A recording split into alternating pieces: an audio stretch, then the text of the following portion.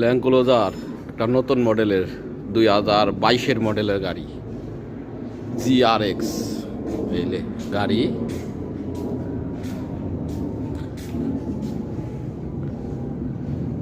সমস্যাটা কি, গাড়ি অ্যাক্সিডেন্ট করছে,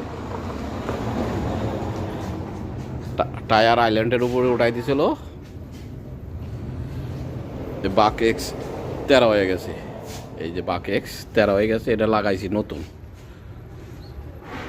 নতুন কালা না, সিক্রাপ থাইনা লাগাইছি। এই যে সব কমপ্লিট করতেছি। আর এলে পুরানটা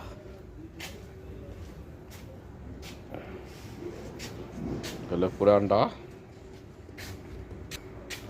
সব কমপ্লিট করতেছি।